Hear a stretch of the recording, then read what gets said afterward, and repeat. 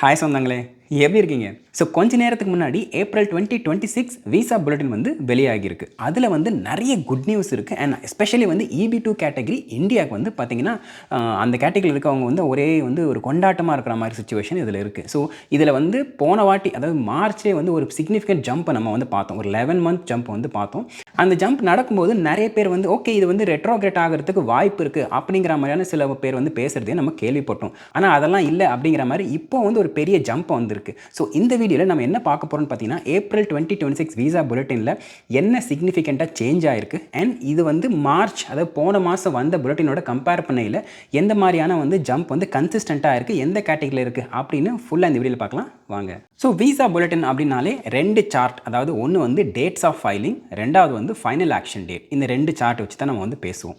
So March மாதம் என்ன சிக்னிஃபிகண்டான move இருந்துச்சு அப்படின்னு பார்த்தீங்கன்னா, இந்த டேட் ஆஃப் ஃபைலிங்கில் EB2க்கு ஃபைனல் ஆக்ஷன் டேட் வந்து 2 months அட்வான்ஸ் ஆகி செப்டம்பர் 15, 2013 இந்த டேட்டில் வந்து நின்றுச்சு. ஒரு 2 monthsன்றது ஒரு பெரிய அட்வான்ஸ்மெண்ட் கிடையாது. ஆனால் இதே கேட்டகரிக்கு டேட் ஆஃப் ஃபைலிங் பார்த்தீங்கன்னா அப்படியே வந்து 11 month ஜம்ப் நவம்பர் 1, 2014க்கு மூவ் ஆச்சு. இதை வந்து ஒரு பெரிய விஷயமா அந்த நேரத்தில் எல்லாராலையும் பேசப்பட்டுச்சு. அண்ட் இந்த நேரத்தில் கூடவே வந்து ஓகே இவ்வளோ பெரிய ஜம்ப் இருக்குது அப்படின்னா அடுத்த மாதம் அதாவது ஏப்ரல் விசா புல்லட்டின் வரும்போது அது ரெட்ரோகேட் ஆகிறதுக்கும் வாய்ப்பு இருக்குது அப்படிங்கிற மாதிரி நிறைய பேர் யோசிச்சாங்க, கேள்வியும் எழுப்பினாங்க. ஆனால் விசா புல்லட்டின் வரும்போது அதே category EB2 final action date எதில் இருக்குன்னு பார்த்தீங்கன்னா அப்படியே 10 month ஜம்ப் ஆகி ஜூலை 15, 2014க்கு மூவ் ஆயிருக்கு. அதே இது டேட் ஆஃப் ஃபைலிங் பார்த்தீங்கன்னா அந்த அளவுக்கு சிக்னிஃபிகன்ட் ஜம்ப் இல்லை, 2.5 மாதம் ஜம்ப் ஆகி ஜனவரி 15, 2015க்கு மூவ் ஆயிருக்கு. ஏப்ரல் மாதம் இது ரெட்ரோகேட் ஆகும் அப்படின்னு சில பேர் நினைச்சாங்க. ஆனால் அப்படி ஆகாமல் ஃபைனல் ஆக்ஷன் டேட் வந்து 10 மாதம் மூவ் ஆயிருக்கு. இது வந்து ஒரு சிக்னிஃபிகண்டான குட் நியூஸ் அந்த கேட்டகரியில் இருக்க மக்களுக்கு. இப்போ அந்த ரெண்டு மார்ச் அண்ட் ஏப்ரல் சார்ட்டை வந்து சைட் பை சைட் பார்த்தீங்கன்னா இப்படி இருக்கும். அதில் பார்த்தீங்கன்னா ஃபைனல் ஆக்ஷன் டேட் மார்ச் அப்போ 2 மாதம் தான் மூவ் ஆச்சு.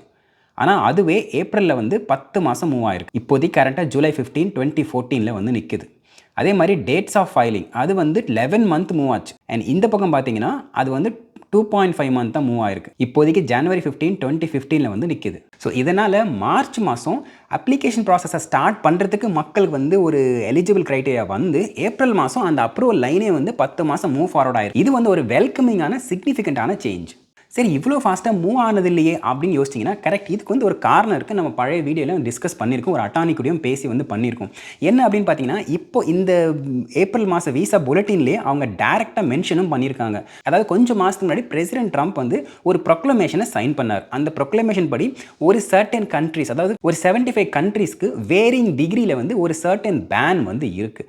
அதனால் என்ன ஆகுதுன்னு பார்த்தீங்கன்னா இந்த மாதிரி ஃபேமிலி பேஸ்டில் யூஸ் பண்ணாத க்ரீன் கார்டெல்லாம் ஸ்பில் ஓவர் அப்படின்ற ஒரு ப்ராசஸ் மூலிமா இது வந்து எம்ப்ளாய்மெண்ட் கேட்டகரிக்கு வந்து வரும். அந்த மாதிரி வர்ற வீசானால இப்போ பார்த்தீங்கன்னா இந்த EB2 கேட்டகரி அந்த மற்ற கேட்டகரிலாம் சிக்னிஃபிகண்டான ஜம்ப் இருக்குது. ஸோ இதுதான் வந்து காரணம். அதை அவங்க டேரெக்டாகவே அந்த விசா புல்லட்டினில் மென்ஷன் பண்ணியிருக்காங்க. அண்ட் இது வந்து இப்படியே கண்டினியூ ஆச்சுன்னு வச்சுக்கோங்களேன், இந்த பேக்லாகில் இருக்கவங்களுக்குலாம் சிக்னிஃபிகண்டான மூவ் இருக்கும் அப்படின்னு எதிர்பார்க்கப்படுது. ஸோ இந்த பிரசிடென்ஷியல் ப்ரொக்ளமேஷனால் பிக்கெஸ்ட் பெனிஃபிஷரி யாருக்குன்னு பார்த்தீங்கன்னா இப்போதைக்கு இந்தியா அப்படின்னு தான் சொல்லணும். இந்த மாதிரி ஃபேமிலி பேஸ்டு கேட்டகரியில் யூஸ் ஆகாத க்ரீன் கார்ட்ஸ்லாம் ஸ்பில் ஓவர் ப்ராசஸ் மூலிமா எம்ப்ளாய்மெண்ட் பேஸ்டுக்கு வரும். அந்த மாதிரி எம்ப்ளாய்மெண்ட் பேஸுக்கு வரும்போது டேரெக்டாக இந்தியா கொடுத்துட மாட்டாங்க.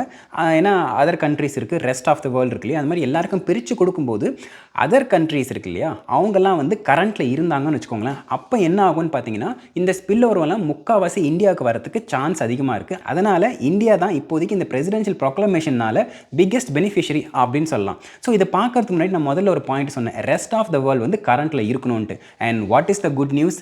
எஸ், இப்போ நம்ம ரெஸ்ட் ஆஃப் த வேர்ல்டு பார்க்க போனோம்னா EB2 கேட்டகரியை வந்து கரண்ட்டுக்கு வந்துருச்சு. இது வந்து இன்னொரு சிக்னிஃபிகண்டான பிக் நியூஸ்.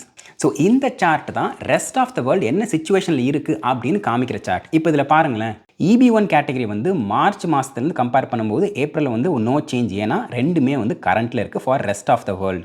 ஆனால் EB2 பார்த்தீங்கன்னா மார்ச்சில் வந்து அக்டோபர் 15, 2024 இருந்துச்சு. ஆனால் இப்போ வந்து அது கரண்ட் ஆகிடுச்சு. இதுதான் வந்து ஒரு பிக்கெஸ்ட்டு வந்து சேஞ்ச். ஏன் அப்படின்னு கேட்டிங்கன்னா முதல்ல சொன்ன மாதிரி இந்த ஸ்பில் ஓவர் ஆகிற வீசா எல்லாமே ஃபஸ்ட்டு வந்து கரண்ட்டில் இருந்துச்சு ரெஸ்ட் ஆஃப் த வேர்ல்டு அப்படின்னா அந்த மொத்தமே வந்து அடுத்த கேட்டகரிக்கு பிரிஞ்சு போகும்போது இந்தியாவுக்கு அதிகமாக கிடைக்கிறதுக்கு வாய்ப்பு இருக்குது. அந்த கேட்டகரியில் இருக்க மக்களுக்கு ரொம்ப நாள் கழிச்சு ஒரு வெல்கமிங்கான நியூஸ். அதே மாதிரி EB3 கேட்டகரி பார்த்தீங்கன்னா ரெஸ்ட் ஆஃப் த வேர்ல்டு வந்து 8 months ஜம்பில் இருக்குது. EB4 பார்த்தீங்கன்னா 12 months ஜம்பில் இருக்குது. ஸோ இதுதான் வந்து ரெஸ்ட் ஆஃப் த வேர்ல்டு என்ன கேட்டகரியில் இருக்குது அப்படின்ற சார்ட். ஸோ இந்தியாவோட ஃபைனல் ஆக்ஷன் டேட் எல்லா கேட்டகரியும் எப்படி இருக்குன்னு பார்த்தீங்கன்னா இப்படி இருக்குது. EB1 வந்து போன மாதம் மார்ச் 1, 2023 ஏப்ரல் 1, 2023க்கு மூவ் ஆயிருக்கு. அதாவது 1 month jump. EB2 category obviously 10 month jump. And EB3 வந்து நோ சேஞ்ச். EB4 வந்து அகெயின் 12 months ஜம்பில் இருக்குது. அண்ட் EB5 அப்படியே தான் இருக்குது. டேட்டா ஃபைலிங் பார்த்தீங்கன்னா இந்தியாவுக்கு EB1 கேட்டகரிக்கு நோ சேஞ்ச் அப்படியே தான் இருக்குது. EB2 கேட்டகரிக்கு 2.5 மாதம் இன்க்ரீஸ் ஆயிருக்கு. EB3 கேட்டகரி பார்த்தீங்கன்னா 5 months, ரெண்டு கேட்டகரியுமே வந்து 5 months இன்க்ரீஸ் ஆயிருக்கு. And EB4 no change, EB5 no change. So இந்த ஏப்ரல் 2026 விசா புல்லட்டினோட ஹைலைட் என்ன அப்படின்னு பார்த்தீங்கன்னா 5 பாயிண்ட் ஸ்டாண்ட் அவுட் ஆகுது. பாயிண்ட் நம்பர் 1, EB2 இந்தியாவோட ஃபைனல் ஆக்ஷன் டேட் வந்து 10 மாதம் மூவ் ஆயிருக்கு. அண்ட் பாயிண்ட் நம்பர் 2, EB2 கேட்டகரியில் ரெஸ்ட் ஆஃப் த வேர்ல்டு வந்து கரண்ட்டில் வந்துடுச்சு. இது எதுக்கு சிக்னிஃபிகன்ட் பார்த்தீங்கன்னா, இந்த ஸ்பில் ஓவர் ஆகும்போது ரெஸ்ட் ஆஃப் த வேர்ல்டு கரண்ட்டில் இருந்துச்சுன்னா அது முக்கால்வாசி ஸ்லாட் வந்து இந்தியாவுக்கே வரும். ஸோ இதனால் ரெஸ்ட் ஆஃப் த வேர்ல்ட் கரண்ட்டில் இருக்கிறது அவசியம். ஸோ இது வந்து ரெண்டாவது பிக் நியூஸ். அடுத்தது EB3 India date of filing வந்து 5 months இன்க்ரீஸ் ஆயிருக்கு. ஆனால் ஃபைனல் ஆக்ஷன் டேட்டில் எந்த ஒரு சேஞ்சுமே இல்லை. அண்ட் EB4ல் பார்த்தீங்கன்னா India, China, rest of the world எல்லாமே வந்து 12 months இன்க்ரீஸ், ஈக்குவலாக இன்க்ரீஸ் ஆயிருக்கு. ஸோ இப்போ வந்து இந்த மாதிரி இதே மாதிரி சிக்னிஃபிகண்ட்டாக ஜம்ப் இருந்துச்சுன்னு வச்சுக்கோங்களேன். இதுக்கு முன்னாடி அவங்க எக்ஸ்பெக்ட் பண்ணதை விட கொஞ்சம் ஃபாஸ்டராக வரதுக்கு வாய்ப்பு இருக்குது. ஆனால் இதில் இன்னொரு பிரச்சனை என்ன பார்த்தீங்கன்னா ரெட்ரோகிரேஷன். இந்த மாதிரி திடீர்னு வந்து ஒரு 2-3 மாதம் வந்து அவங்க சிக்னிஃபிகண்ட் ஜம்ப் கொடுத்துட்டு அதுக்கப்புறம் வந்து கொஞ்சம் காஷனாக இல்லை கொஞ்சம் வந்து வெயிட் பண்ணி பார்க்கலாம் அப்படிங்கிற மாதிரி ரெட்ரோகிரேட் பண்ணுறதுக்கும் வாய்ப்பு இருக்குது. அண்ட் இதே மாதிரி நடக்கும் அப்படின்னு தான் மார்ச் மாதமாக எல்லாரும் பேசினாங்க, நாமளும் வந்து பேசியிருந்தோம். ஆனால் அந்த மாதிரி நடக்கல. இந்த மாதிரி ரெட்ரோகிரேஷன் ஆகாமல் இப்படி சிக்னிஃபிகண்ட் ஜம்ப் இருந்துக்கிட்டே போச்சு அப்படின்னா EB2 கேட்டகரியில் இருக்கிற இந்தியன் மக்களுக்கு உண்மையாகவே ரொம்ப நாள் கழிச்சு ஒரு வெல்கமிங்கான ஹாப்பியான நியூஸாக இருக்கும். ஸோ இந்த மாதிரி இன்க்ரீசிங் ஜம்ப் இல்லாமல் இருக்கிறதுக்கு என்ன ஒரு காரணமாக இருக்கும்னு பார்த்தீங்கன்னா, இது ஃபஸ்ட்டு இது வந்து இருக்கிறதுக்கு காரணம் வந்து இந்த பிரசிடென்ஷியல் ப்ரொக்ளமேஷன் தான். ஸோ அப்போது ஏதாவது கோர்ட்டில் இந்த பிரசிடென்ஷியல் ப்ரொக்ளமேஷன் வந்து செல்லாது அப்படிங்கிற மாதிரி வந்து தீர்ப்பு வந்துடுச்சுன்னா இது வந்து இந்த சிக்னிஃபிகண்ட் ஜம்ப் இருக்காது. இதுக்கு முன்னாடி எப்படி வந்து 1 மாதம் 1.5 மாதம் வந்து இன்க்ரீஸ் ஆச்சோ அந்த மாதிரி தான் இன்க்ரீஸ் ஆகும். அண்ட் இப்போதைக்கு பார்த்தீங்கன்னா வேரியஸ் ஸ்டேட்ஸில் அண்ட் வேரியஸ் லா சூட்ஸ் வந்து ஏற்கனவே ஃபைல் பண்ணிட்டாங்க. அது வந்து இன் ப்ராசஸில் இருக்குது. அது இன்னும் வந்து சிக்னிஃபிகண்ட்டாக எதுவுமே வந்து இங்கே தீர்ப்பு வர்ற மாதிரி கிட்ட இருக்க மாதிரி எந்த ஒரு கேஸுமே இல்லை. நார்மலான ரேட்டில் தான் அதெல்லாம் போயிட்டு இருக்கு. ஸோ அந்த சிச்சுவேஷனில் ஏதோ ஒரு ஜட்ஜ் வந்து ஆமாம் பிரசிடென்ஷியல் ப்ரொக்ளமேஷன் வந்து தப்பாக இருக்குது, இது வந்து சரி கிடையாது அப்படிங்கிற மாதிரி ஸ்ட்ரைக் டவுன் பண்ணிட்டாங்கன்னா சிக்னிஃபிகண்ட் ஜம்ப் வந்து இருக்காது. பிரசிடென்ஷியல் ப்ரொக்ளமேஷன் இருக்கிற வரைக்குமே வரப்போகிற ஒவ்வொரு விசா புல்லட்டினும் வந்து ஒரு குட் நியூஸாக இருக்கும். இந்த மாதிரி க்ரீன் கார்டு ரிலேட்டடாகவோ இல்லை விசா ரிலேட்டடாகவோ உங்களுக்கு ஏதாவது ஒரு கொஷின் இருக்குது, இல்லை லீகலாக ஏதாவது ஒரு அட்டார்னியை வந்து காண்டாக்ட் பண்ணணும் அப்படின்னு நினச்சிங்கன்னா நீங்கள் தாராளமாக என் பயோவில் இருக்க லிங்கை யூஸ் பண்ணி மேனிஃபெஸ்ட் லாவை காண்டாக்ட் பண்ணலாம். அவங்க கிட்ட இண்டஸ்ட்ரி லீடிங் பெஸ்ட் அட்டார்னிஸ் இருக்காங்க, அவங்க உங்களுக்கு வந்து ஹெல்ப் பண்ணுவாங்க.